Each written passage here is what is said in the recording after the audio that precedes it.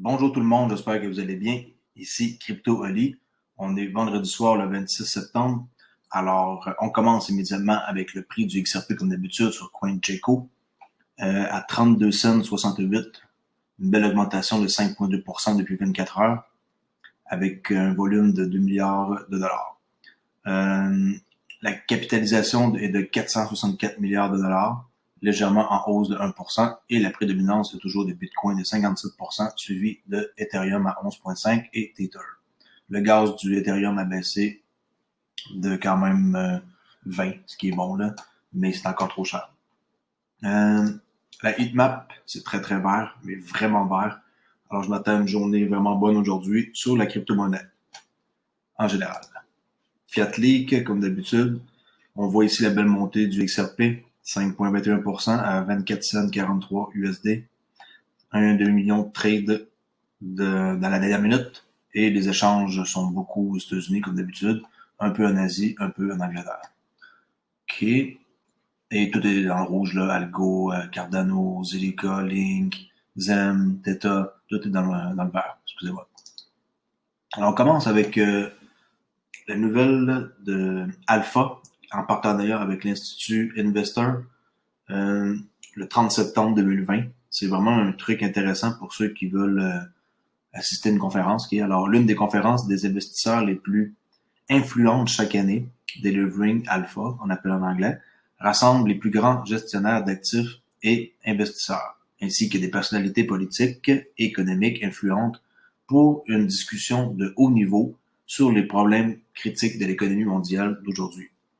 L'événement comprend des interviews individuelles et des tables rondes dirigées par les meilleurs journalistes de CNBC et d'Institutional Investor.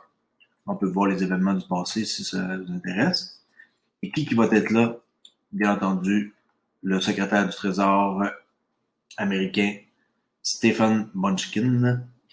Ensuite, Elizabeth Warren, sénateur aux États-Unis. Quelle autre personne que je voulais vous montrer? Ben, ça, c'est une traduction là, en français, là, mais c'est BlackRock, un des plus gros fonds d'investissement au monde, avec Stephen Schwarzman. Désolé pour votre nom. Alors, c'est sûr que si ça vous intéresse, il y a du bon monde là-dedans qui vont vous enseigner bien des affaires. OK. On enchaîne avec la prochaine nouvelle. Ben, c'est pas une nouvelle, c'est un schéma, dans le fond, que je vais vous montrer. Ça, j'ai trouvé ça fait quelques temps. C'est sur la blockchain et les paiements futurs. OK, un document de Ripple, là, avec préparé par Fides. Alors, qu'est-ce qu'on peut voir là-dedans? Je vais vous montrer. Je n'ai pas pu souligner là-dedans le document. Ben, le ledger, qui est entre une banque opérationnelle et le bénéficiaire. OK. Ensuite, je vais simplifier le tout. Je vais marquer ici XRP, qui est à cet endroit. On voit ici, par exemple, l'origine avec un site d'échange qui ici le bridge XRP vers l'échange au Mexique sur le site d'échange Bitso. C'est ça en gros là, le Simple Digital Asset Payment. C'est un exemple pour un paiement d'actifs utilisant XRP. OK.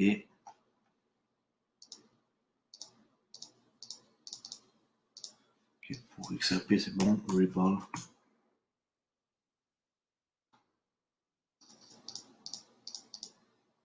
Oui, ici, avec American Express.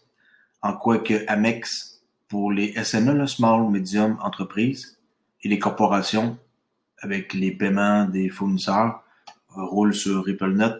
Vous le voyez bien, bel et bien ici. Alors, American Express est bel et bien un client de RippleNet. On voit ici un peu plus complexe, exemple au Canada, comme par chez nous, avec American Express, qui vont utiliser RippleNet, qui est... Si vous voulez voir le lien, ça s'appelle... Non, ce document que j'ai pris, c'est un PDF. Je peux vous l'envoyer, faites-moi la demande. Alors, c'est un document qui vaut la peine d'être vu parce que souvent, on lit pas tout ce genre de documents-là, puis on apprend beaucoup de choses là-dedans. Puis c'est quand même pas long à lire, il y a beaucoup de graphiques, alors si ça vous intéresse, faites-moi signe. Ensuite, lancement du réseau principal d'Avalanche. Les développeurs du projet blockchain Avalanche viennent de déployer son réseau principal, le blog officiel du projet. En cotation avec le protocole de consensus Avalanche, servant de moteur à la plateforme, les transactions sont traitées à 4500 transactions par seconde, avec une finalité transactionnelle inférieure à la seconde. Avalanche atténuera la congestion qui existe dans le système de blockchain actuel et inaugurera une nouvelle génération d'applications décentralisées. Les développeurs du projet affirment qu'Avalanche sera utile pour les entreprises clientes, les organisations décentralisées, les développeurs, les utilisateurs de crypto et les passionnés. Avalanche est présenté comme un concurrent direct de la future blockchain Ethereum 2.0. Et Avalanche fait partie de toute l'organisation de Ripple. Alors, c'est sûr et certain qu'on est très anxieux de voir qu'est-ce qui va se passer avec Flare Network le 12 décembre, avec tous ces beaux jetons-là qu'on va recevoir. Si vous êtes pas prêt, ben organisez-vous pour l'être avant le 12 décembre pour que vous puissiez recevoir vos jetons Spark de Flare Network. Si vous avez 5000 XRP, vous allez recevoir 5000 Spark tokens. OK? On continue avec de XRP Daily, en quoi que l'association néerlandaise de paiement exploite potentiellement à la fois Ripple et XRP. C'est une nouvelle de 2019, mais je tenais à vous le montrer, en quoi que le protocole ici est bel et bien implémenté avec le schéma qu'on voit ici, les banques, ING. Ensuite, un autre schéma ici, en quoi qu'on voit comment que ça élimine beaucoup d'étapes là. Alors XRP est toujours au cœur de tout ce beau monde-là. Ben, le yuan, le forain, le rupee, le yen, l'euro. OK. Bank embrace Ripple and move beyond testing to real transaction. Ça, c'est quand ils ont fait un vrai test. C'est toujours bon de voir puis de confirmer des documents comme ça qui viennent un peu nous dire qu'on a fait le bon choix puis tout. Puis attendez de voir, j'ai un très gros document à vous montrer tantôt. Vous n'allez pas le regretter. Ça ici, le NYDIG, là, c'est là-dedans que Chris Larson, le chairman de Ripple, avant hier, a envoyé 500 millions de XRP pour une valeur totale de 115 millions de dollars US. Alors eux, qu'est-ce qu'ils font? Ils confient leur argent à cette entreprise-là. Ils fournissent une gamme complète de services d'actifs numériques aux institutions de premier plan et aux investisseurs avertis. Dans son cas, lui, c'est ça. OK. Et je voulais vous montrer quelque chose de très important avec une personne clé là-dedans. Ça, c'est tout ce qu'ils font là. Les allocateurs institutionnels, fonds de pension, fondations, des gestionnaires d'actifs, des banques, valeurs nettes élevées. Il y a beaucoup de gens qui peuvent faire affaire avec eux. Et à propos de nous, c'est là que c'est intéressant. Benjamin Lasky, responsable des affaires réglementaires. C'est qui ce gars-là? On va le voir tout de suite.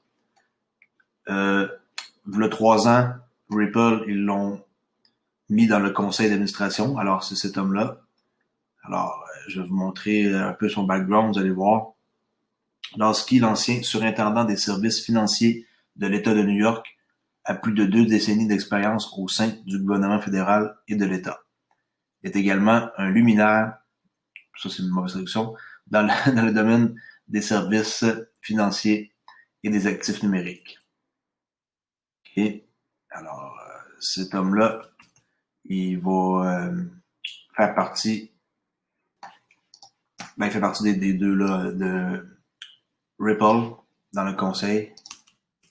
Et comme je l'ai dit tantôt, avec la compagnie ici, NYDIG, où ce que Chris Larson a envoyé ses 500 millions de XRP avant hier. Alors, on voit qu'il est responsable des affaires réglementaires. OK. Ripple Swell, très beau site en passant. 2 jours de discussion de premier plan sur l'industrie, de réseautage, de surprises interactives, alors que Ripple Swell devient virtuel pour la première fois, étant donné de la pandémie. Alors, vous pouvez vous inscrire ici. 14 et 15 octobre 2020. Ripple Swell. OK, qu'est-ce que c'est? Ça rassemble les voies les plus fiables au monde dans les domaines des paiements des services financiers, de la technologie, des politiques, de la blockchain, engagés à changer la façon dont l'argent circule dans le monde d'aujourd'hui.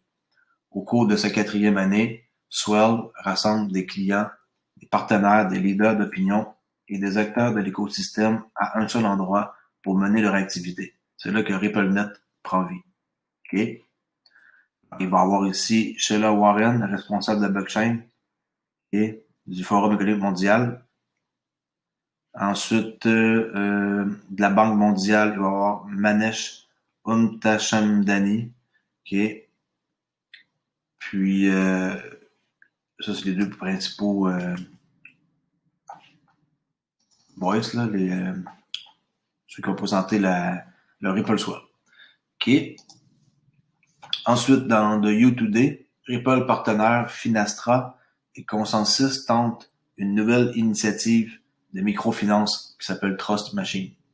OK. Le 22 septembre, Finastra lance une initiative de microfinance en Afrique pour réduire le déficit de financement des PME et accélérer l'inclusion financière pour parvenir à l'égalité d'accès aux services financiers.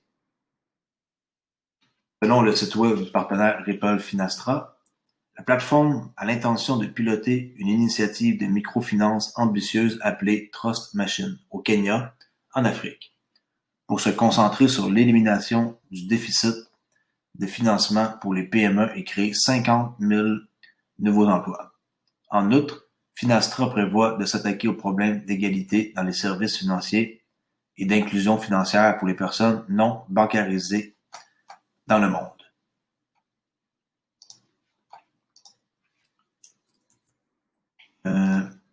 Finastra, qui s'est associé à Ripple l'an dernier, poursuit sa mission de diffusion de l'innovation dans le monde entier dans le cadre de sa stratégie de plateforme cloud ouverte et à l'intention de tenter de résoudre le déficit de financement des petites et moyennes entreprises au Kenya, ainsi que de réduire les inégalités d'accès aux services financiers avec toutes les nouvelles opportunités que les gens en tireraient.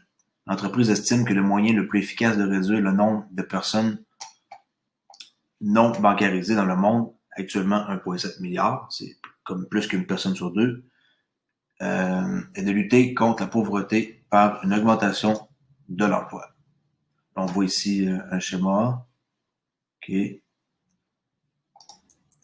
L'ordinateur recommence un peu à faire du lagging, désolé. Finestra, ici, sur le site, une Deutsche Bank, qui sont en train de fermer 20% de leur succursale en Allemagne. Pas des jokes, là, il n'y a pas juste aux États-Unis qu'il y en a qui ferment. La pandémie, ça va laisser des traces énormes, irréparables.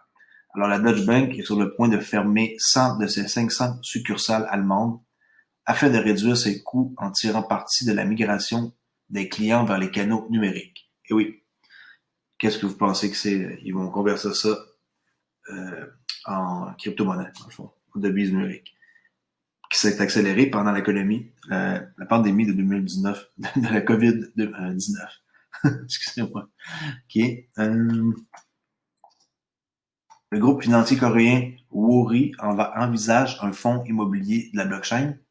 Okay. J'en ai parlé un peu d'un projet immobilier, pas avec eux, avec une autre compagnie où on peut acheter des parts et on reçoit une clé, là, c'est un jeton numérique, comme n'importe quel autre, et on est propriétaire d'une part d'un immeuble, vu qu'on n'a pas tous les moyens d'avoir des immeubles, puis des maisons, puis des mobiliers qui coûtent des centaines et des centaines de milliers de dollars ou des millions.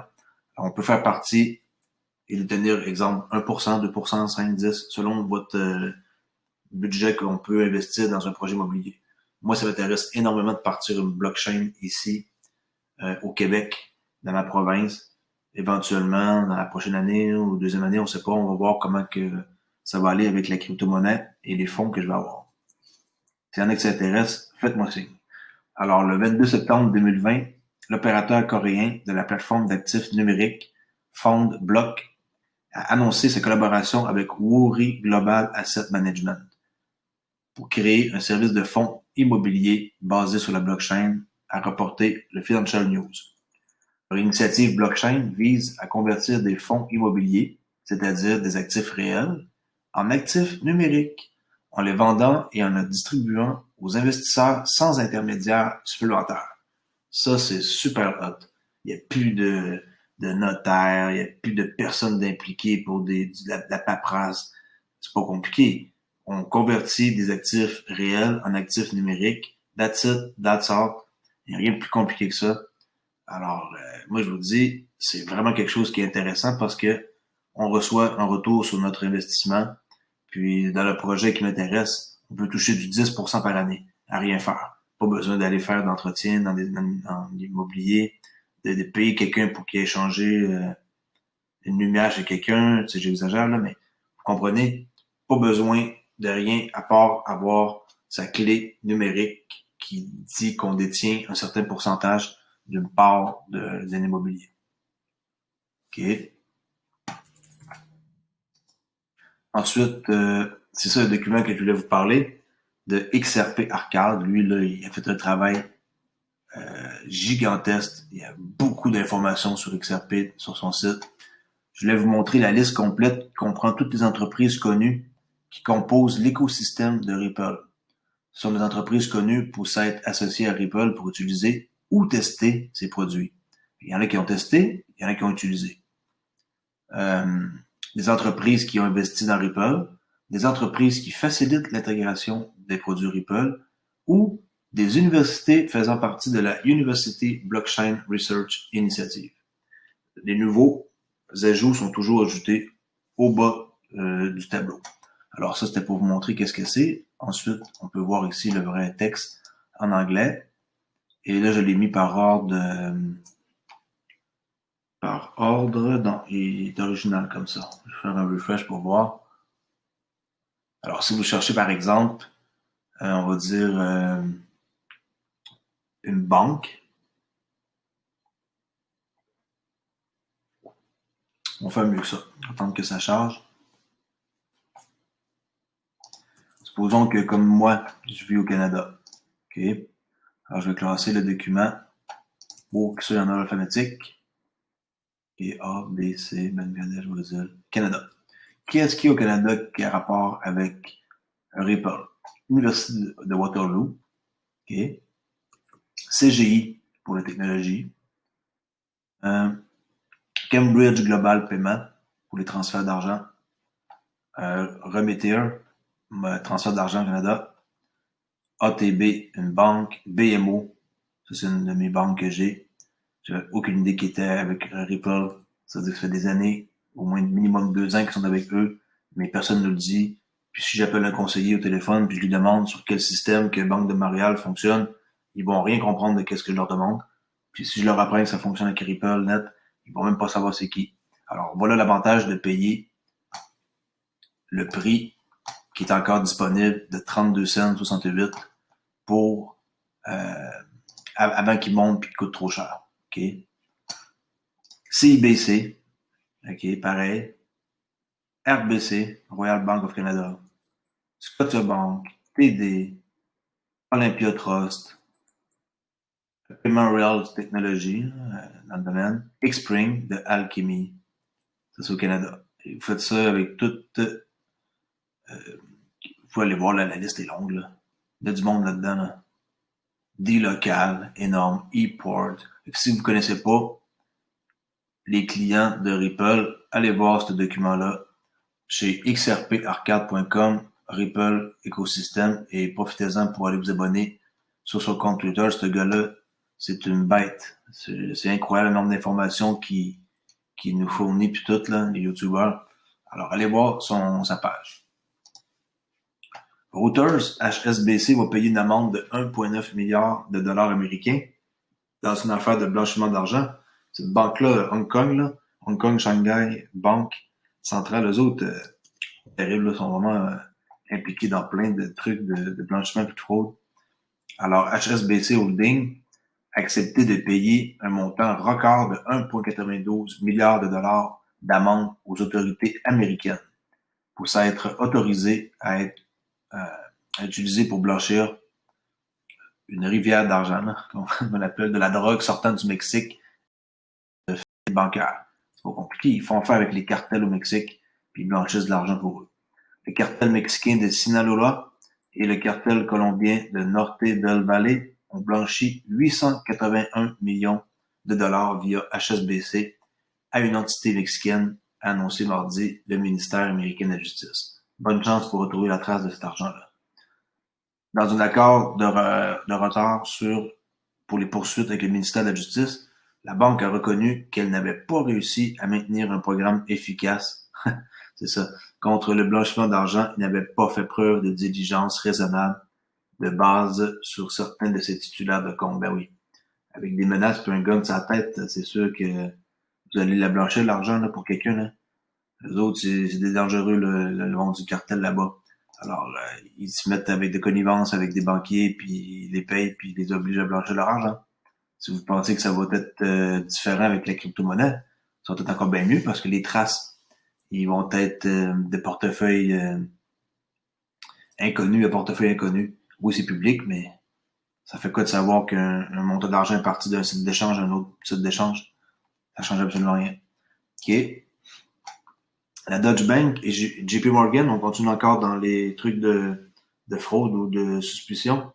Deutsche Bank et JP Morgan auraient déplacé des fonds suspects. OK, ça c'est une nouvelle qui est assez récente. 21 septembre. Les actions financières ont été mises sous pression lundi au milieu d'un rapport selon lequel les banques mondiales ont transféré des fonds prétendument, illicites au cours des 2 dernières années, décennies plutôt, les 20 dernières années, malgré les avertissements des responsables américains.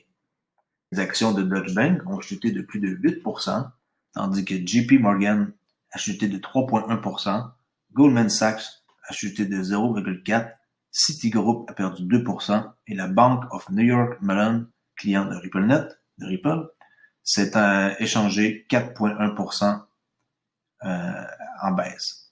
La vente a été déclenchée par une nouvelle enquête menée par BuzzFeed et le Consortium international de journalistes d'investigation qui a déclaré que le responsable de la conformité interne des banques avait signalé un total de plus de 2000 milliards de dollars c'est épouvantable, de transactions entre 1999 et 2007. Ils ont fait ça pendant 20 ans. Comme étant un possible blanchiment d'argent ou autre activité criminelle, le rapport citait des documents confidentiels soumis par des banques au gouvernement américain. Et ouais, le monde ne changera jamais. À part, qu'est-ce qui s'en vient sur la crypto. Mais je veux dire, par rapport aux trucs de fraude et blanchiment, le monde ne changera jamais. OK. On continue avec Hgraph. Dans mes top 5 d'achats que je conseille, même si je ne suis pas conseiller financier, je vous dis, étudier le projet, ça a vraiment du sens. Lancement de la plateforme australienne de la chaîne d'approvisionnement agricole sur Hedera Hgraph. 23 novembre, nouvelle récente. Entrust est la dernière entreprise qui lance une plateforme de gestion de la chaîne d'approvisionnement sur Hedera Hgraph. Il s'agit de la première plateforme australienne de chaîne d'approvisionnement agricole à service complet.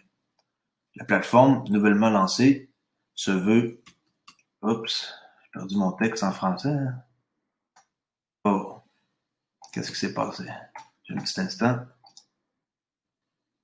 OK, on continue. J'ai eu quelque chose d'inattendu. Ça s'est comme remis tout en anglais.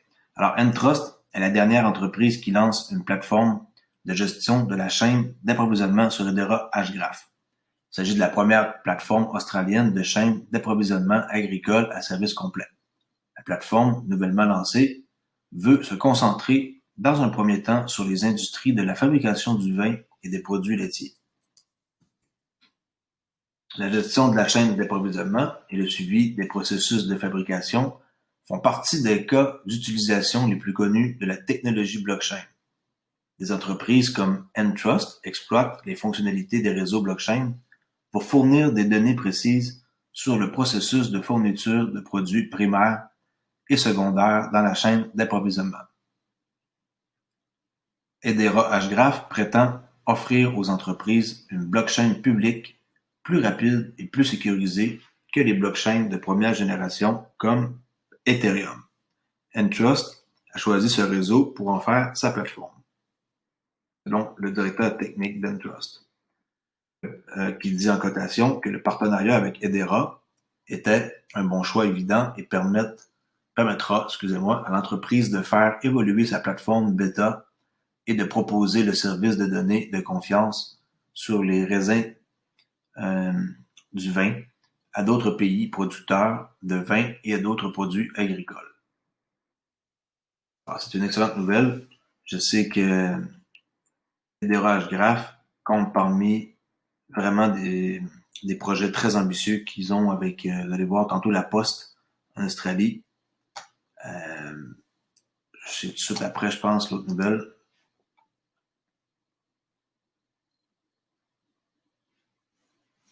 Avec EFT Post, si ça veut fonctionner. EFT Post, FPost, développe une preuve de concept de micro-paiement avec Hedera Hgraph. Il teste également une solution d'identité numérique avec Australia Post. Ça, c'est hot. Le 3 juillet 2020. FPost s'est associé à la société de registres distribués Hedera Hgraph pour développer une preuve de concept, excusez-moi, un POC qu'on appelle, le Proof of Concept, des micro-paiements dans l'espoir qu'elles puissent être utilisées comme un paiement alternatif aux abonnements mensuels. La preuve de concept a été construite à l'aide du service du grand livre public distribué Hedera Consensus, qui permet aux consommateurs de charger leur portefeuille numérique en quelques dollars pour effectuer un micro-paiement en ligne, comme l'achat d'un article derrière un paywall dans un journal en ligne ou un film, à partir d'un service de streaming au lieu de payer un abonnement mensuel. En travaillant avec Hedera en cotation, nous tirons parti de la technologie d'infrastructure de paiement de nouvelle génération qui peut prendre en charge les micro-paiements basés sur le dollar australien et ouvrir de nouvelles façons de mener des affaires en ligne. Okay. Déclaré un entrepreneur de FPost.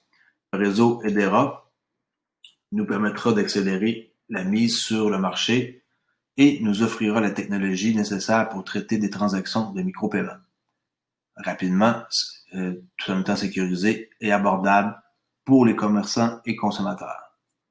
Hedera est un registre public qui utilise le consensus Hgraph, présenté par la société comme une alternative plus rapide et plus sûre au mécanisme de consensus blockchain. Ils prétendent avoir un débit de 10 000 transactions par seconde, avec une faible latente là, en quelques secondes grâce à ces protocoles virtuels qui est de vote. On appelle ça, ils ont un nom qui donne à ça, ça m'échappe. FPost a également annoncé qu'elle s'associerait à Australia Post pour tester une nouvelle solution d'identité numérique.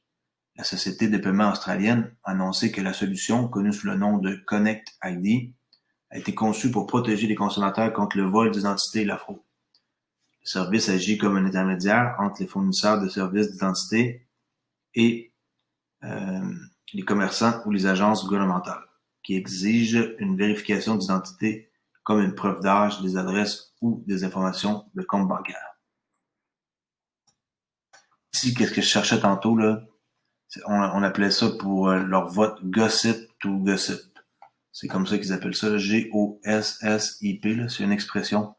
Vous pouvez aller voir qu'est-ce que ça veut dire. On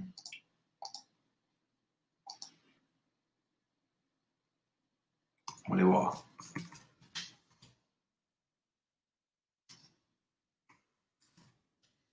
Je crois que ça s'écrit comme ça.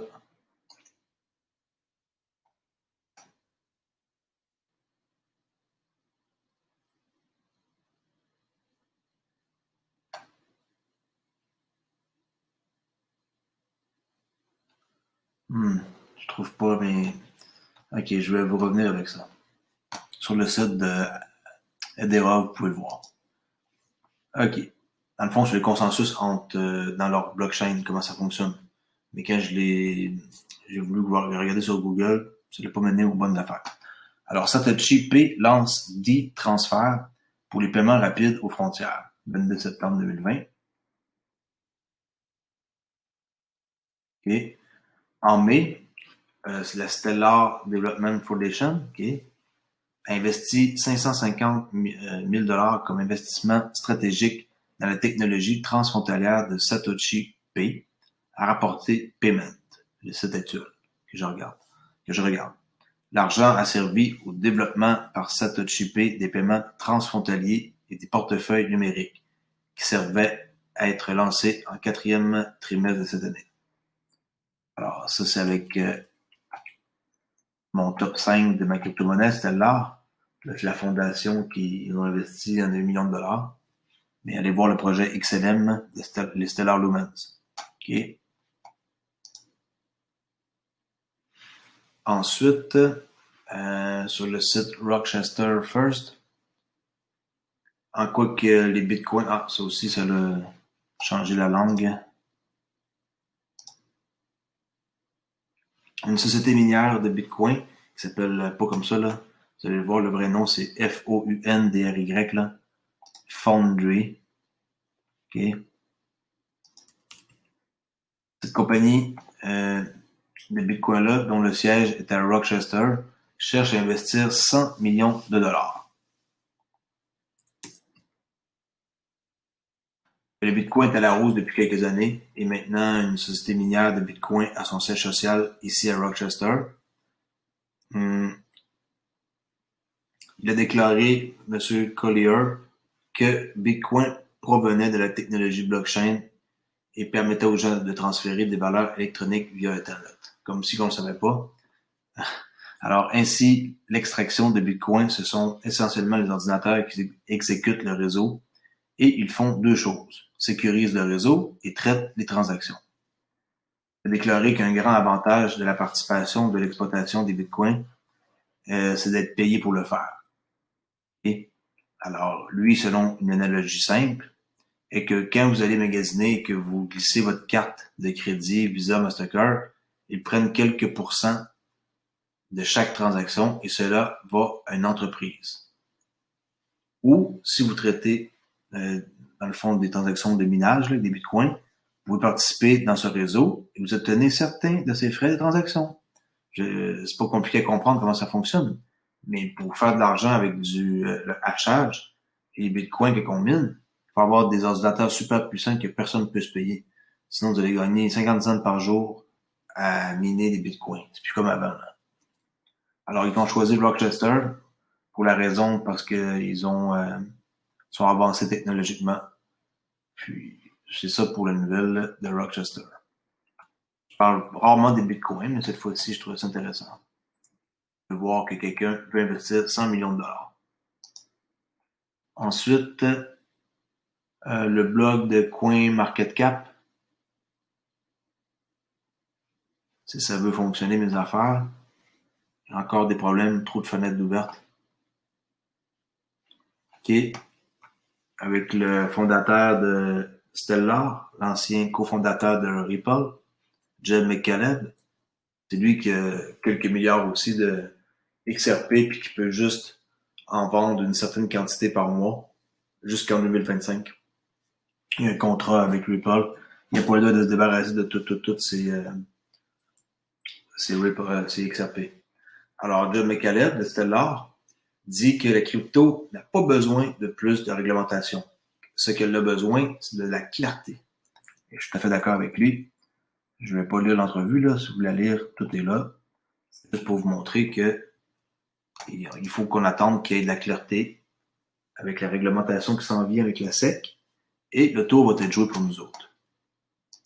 Je parle de nous autres pour ceux qui investissent dans la crypto-monnaie. Nouvelle recherche d'Evertas montre qu'un groupe d'investisseurs interrogés qui gère environ 78 milliards de dollars d'actifs collectifs estime qu'au cours des 5 prochaines années, les investisseurs institutionnels augmenteront considérablement leur avoir en crypto-actifs. Et on peut voir ici la nouvelle dans news.bitcoin. J'achève, il reste une autre fenêtre.